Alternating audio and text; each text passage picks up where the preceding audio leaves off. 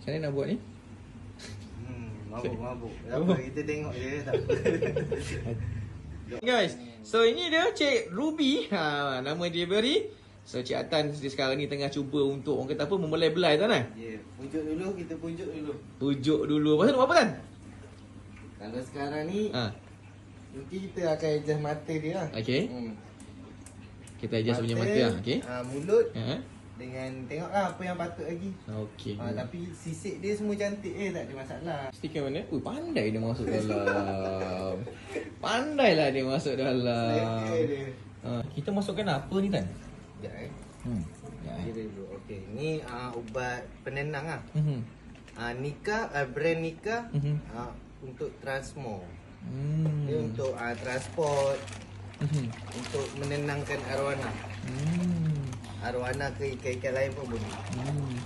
So kiranya lepas pada kita letak ni, dan lepas tu ikan akan pingsan lah. Ya, dia macam buat bius macam tu lah. Ya, ubat bius dia lah. Yang lebih senang dia ubat bius. Faham. Teka berapa ukuran dia? Teka. Muda lagi lah, 49. 49 lah. So agak muda lagi. Kalau dia yang ni kita proses apa kan? Ni proses nak nampakkan dia lebih gagah. Lebih gagah berani. Catan lah gagah berani guys. Ni sebab kita bukan apa, kita bukan nak buat untuk competition. Ini kita nak semata-mata nak bagi dia lebih nampak gagah. Awal lagi kita kena grooming dia. Kita grooming dia bagi dia turun ke bawah sikit. Nampak lebih clear lah, cantik lah. Kita nak asingkan kulit dia dengan gigi dia.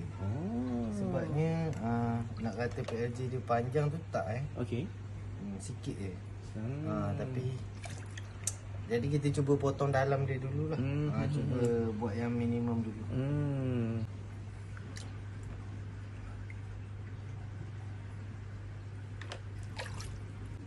Lepas ni dia akan berenang lebih kembang lah. Lebih kembang lah. Nak kata dia tambah kembang tu mungkin ada lah. Tapi mungkin 1% je dari sebelumnya. Sebab kalau yang betul-betul punya saya tengok ada orang sampai patahkan kan. Dia cabut kan. Betul. Salah satu. Kena selang-seli macam-macam lah cara. Faham. So ni dia hasil dia. Okay. So ni selepas pada kita buat tadi adalah operation mata. Lepas pada tu PLG, mata, mulut. Okey, mulut kita dah buat sikit. Tapi mulut tu tak risaulah, kita akan baik balik. Lepas tu kita turunkan sikit dayung dia. Lepas tu kita adjust sikit lah untuk dia punya, orang kata apa, dia punya sirip ni geng. Bagi bertambah lagi besar lagi. Sisik dia semua cantik Sisik cantik Macam Cik Delima lah. Ni ada sampai ke potensi. besar tak pernah ada masalah. Ni ada potensi untuk full block insya-Allah ni. InsyaAllah. Bukan banyak pun dah pergi full block. Sikit lagi. Kalau training lah, tapi itulah saya tak training. 5 kaki lah. 5 kaki nak training dalam macam ni. So latang 5 kaki ni mampu. Lagi jam kita masukkan dia dalam.